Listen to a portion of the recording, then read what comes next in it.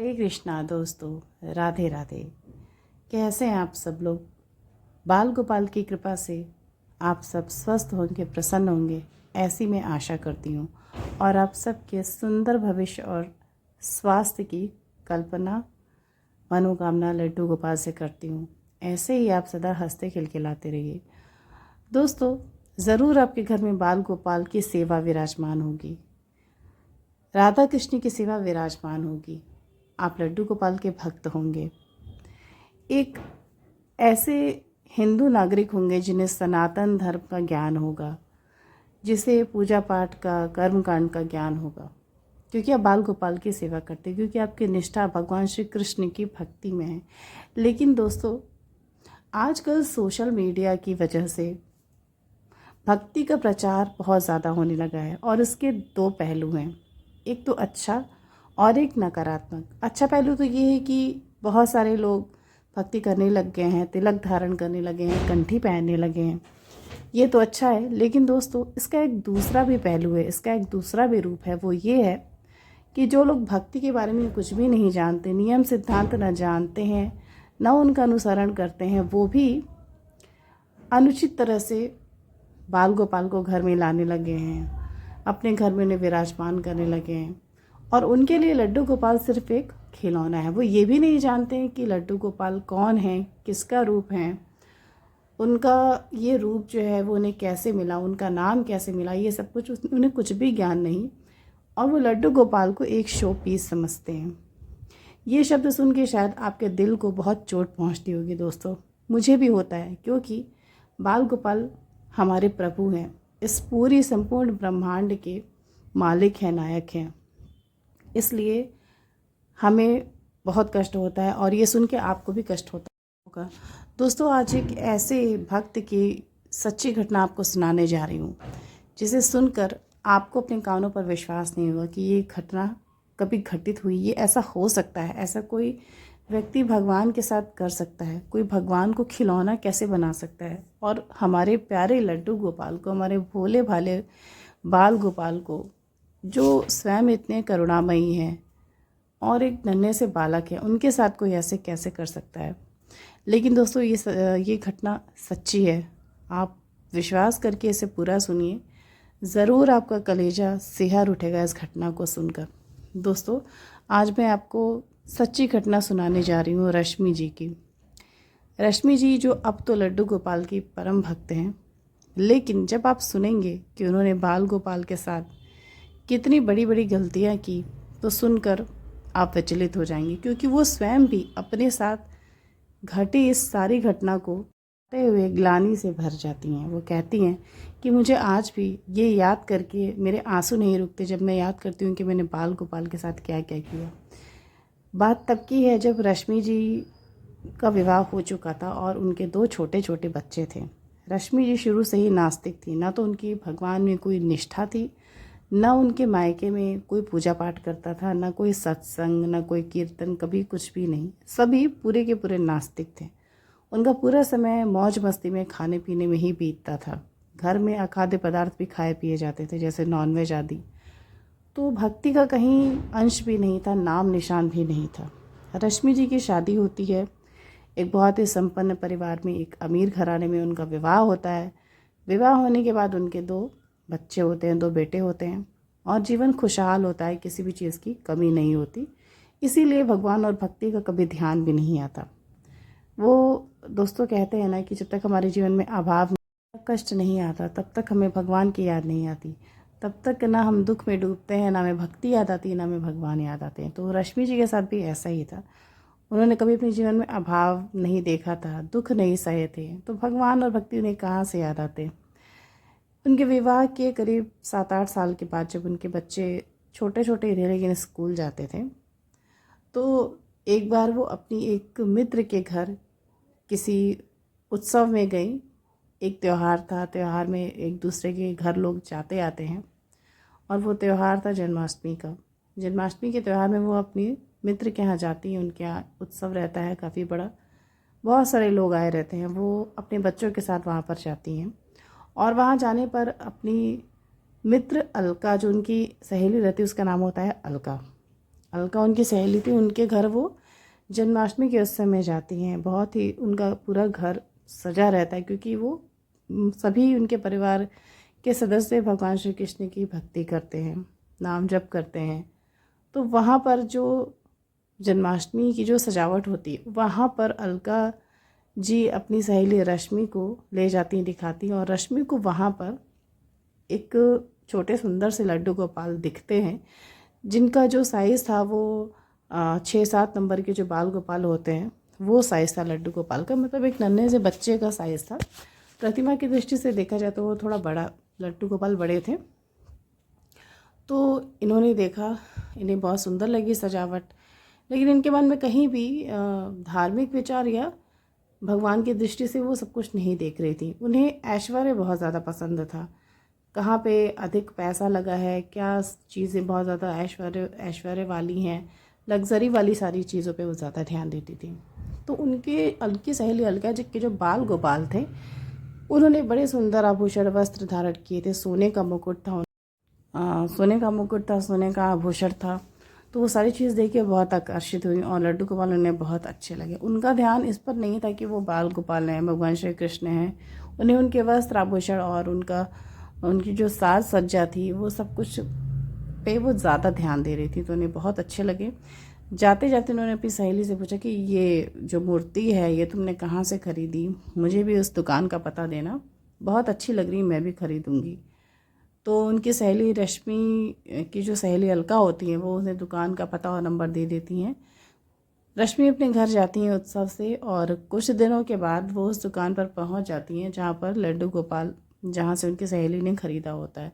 वहां जाते ही उस पूरी दुकान में वो घूम के देखती हैं बहुत सारे बाल गोपाल, और जो सबसे बड़े और सबसे ज़्यादा न्यौछावर वाले जो बाल गोपाल होते हैं, जिनका मूल्य सबसे ज़्यादा होता है, वो बाल गोपाल रश्मि ले आती हैं। बहुत ढेर सारे आभूषण, वहीं से वो सोनार की दुकान पे जाती हैं, सोने और चांदी के आभूषण बनवाती हैं उनके लिए, महंगी महंगी पोशाकें खरीद के लाती हैं।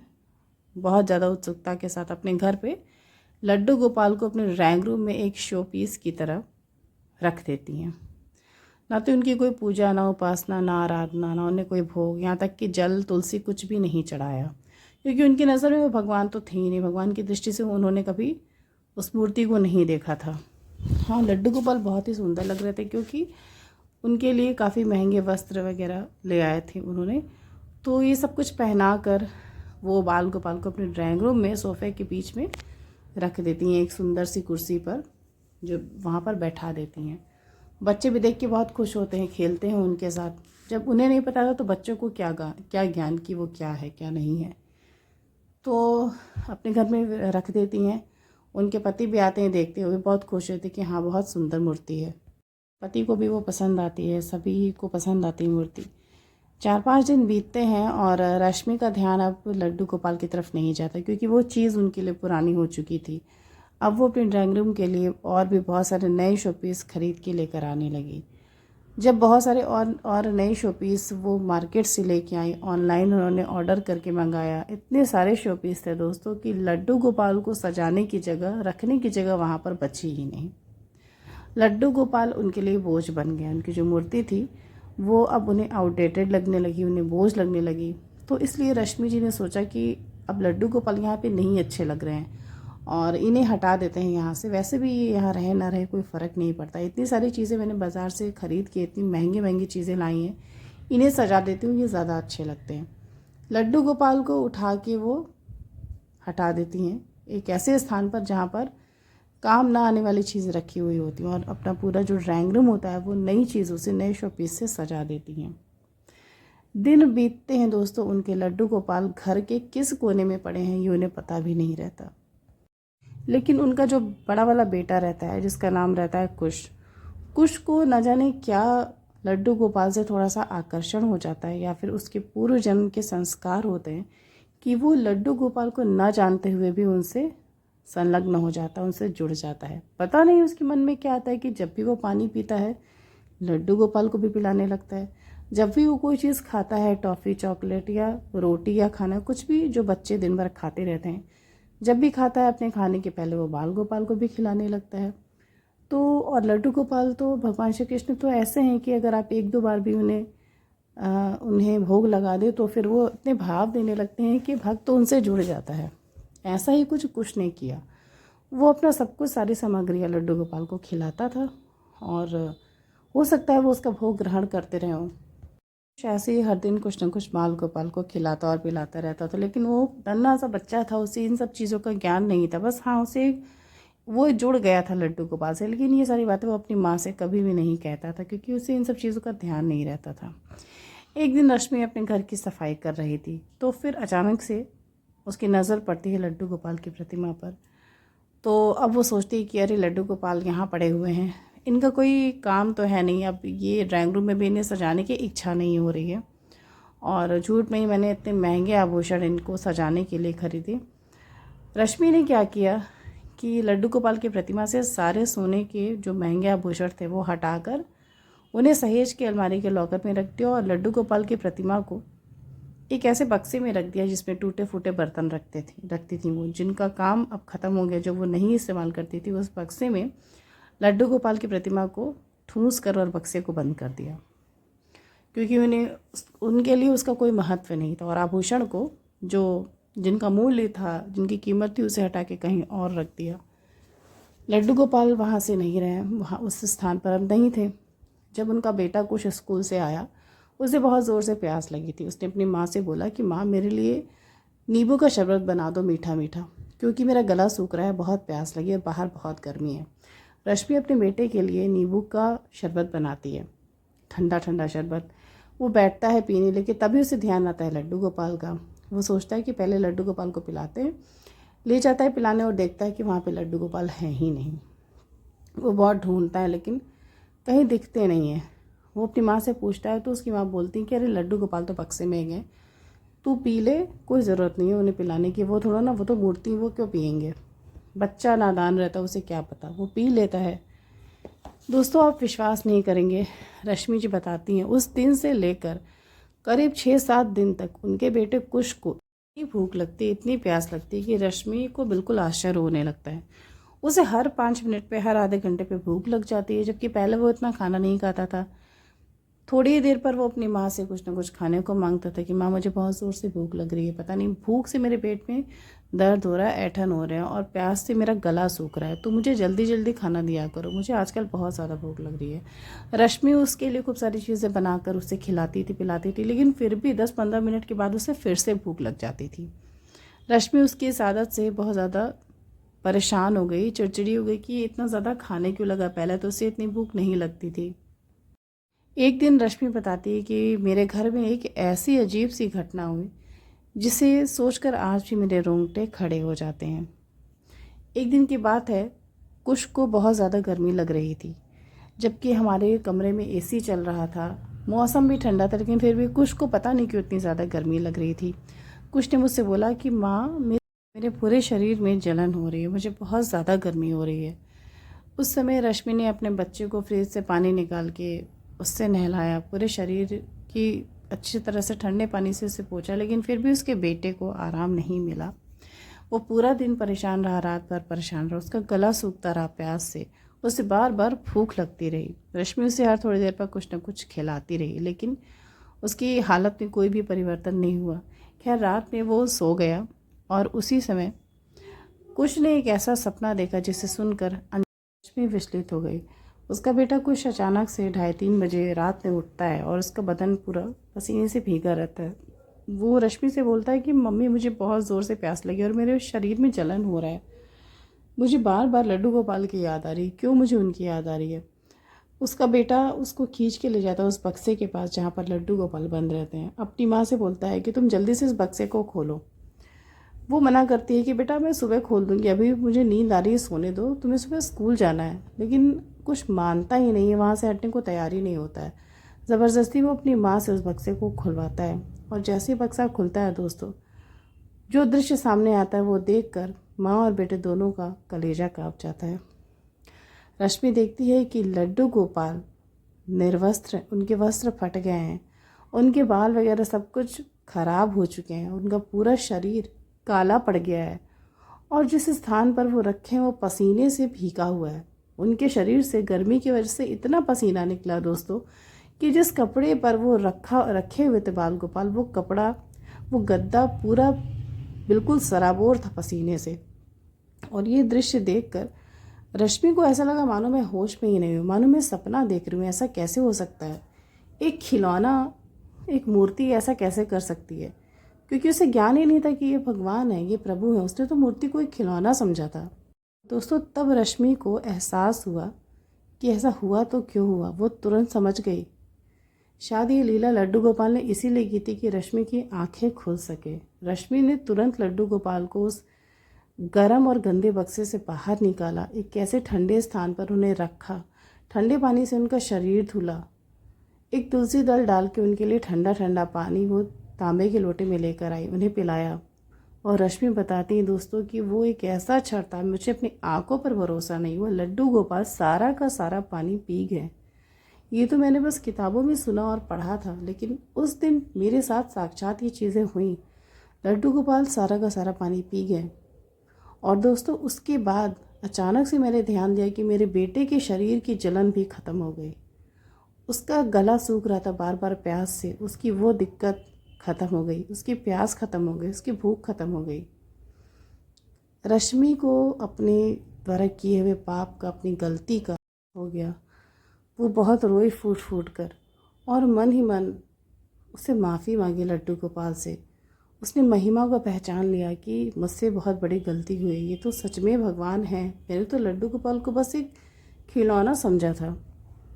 दोस्तों उस दिन रश्मि ने पहली बार रात के 3 बजे लड्डू गोपाल को दूध का भोग लगाया। रश्मि के हाथों से लड्डू गोपाल ने पूरा 1 गिलास दूध पिया, मानो कोई ऐसा बच्चा जो कई महीनों से प्यासा और भूखा हो। इस तरह वो सारा दूध बर्तन से गायब हो गया। रश्मि को तो उनकी लीला सब समझ में आ गई, उसकी आंखें खुल गई। उसका बच्चा कुछ बहुत ज़्यादा तृप्त हो गया और बहुत प्रसन्न हो गया कि उसका दोस्त, उसके लड्डू गोपाल उसके पास आ गए। अगले दिन रश्मि ने अपनी उस सहेली को फ़ोन किया, अलका को, जिसके घर में उसने लड्डू गोपाल को देखा था, और ये सारी घटना बताई। अलका ने रश्मि को खूब डांटा, बोला कि पढ़ी लिखी हो फिर भी क्या तुम्हें इतना नहीं पता? वो कोई खिलौना या कोई शोपीस नहीं है, वो भगवान श्री कृष्ण का बाल रूप है, वो लड्डू गोपाल हैं। हम सब उनकी सेवा करते हैं अपनी संतान की तरह, अपने बच्चे की तरह। बच्चे की तरह क्या, एक बच्चे से बढ़ के उनका जतन, उनकी सेवा होती है। अगर तुम्हें कुछ भी नहीं पता था तो तुम्हें विग्रह नहीं लेना चाहिए था, और अगर ले लिया तो तुम एक बार मुझसे पूछ लेती कि इनकी सेवा कैसे की जाती है। रश्मि ने बोला कि मुझे सेवा हुआ के बारे में कुछ भी नहीं पता था। अगर कुछ उन्हें रोज़ नहीं खिलाता, कुछ को ये महसूस नहीं होता, तो शायद अभी भी लड्डू गोपाल बक्से में ही दबे पड़े होते, घुट रहे होते। रश्मि अपनी सहेली से बताती है कि मुझे बहुत पछतावा हो रहा है कि मेरी वजह से लड्डू गोपाल कितने दिन तक घुटन झेलते रहे, भूख और प्यास झेलते रहे। अलका ने उसे समझाया कि देख, जो हुआ उसे भूल जा, भगवान ने तुझे दिमाग, तुझे ज्ञान दिया, तेरी आंखें खुल गई, ये भी उनकी कृपा ही समझ, और अब मेरी तरह हर रोज़ बाल गोपाल की सेवा किया कर। रश्मि बहुत खुश हुई, वो बहुत प्रसन्न हुई, उसके मन में संतोष का भाव आया, बहुत पछतावा आया। और अगले दिन से रश्मि ने अपने ड्राइंग रूम से सारे शोपीस को हटा दिया, लड्डू गोपाल का एक प्यारा सुंदर सा स्थान बनाया, साफ करके सफाई के साथ सजा कर बाल गोपाल का आसन लगाया, उनके लिए बिस्तर बनाया, उनके लिए एक छोटा सा झूला रखा और लड्डू गोपाल को वहाँ विराजमान कर दिया। उस कमरे में अब कोई भी ऐसी चीज़ नहीं आती थी जो नहीं खाना चाहिए, जो अपवित्र हो। मतलब रश्मि के घर में अब भक्ति का माहौल बनने लगा। तो दोस्तों किसी ने सोचा था कि लड्डू गोपाल भले ही खिलौने के रूप में घर आए, लेकिन देखिए घर का माहौल कैसे बदल गया। ऐसा ही होता है भगवान के आने का असर, लड्डू गोपाल के आने से ऐसी ही कृपा होती है। अगर इंसान चाहे या ना चाहे, लेकिन ज़रूर उसका सब कुछ बदल जाता है।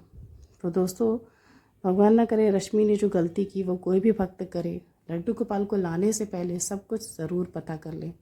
वो सच में विराजमान है। प्रभु खुद कहते हैं कि अपने विग्रह में मैं स्वयं हूँ। विग्रह ही नहीं, चित्रपट में भी स्वयं भगवान होते हैं।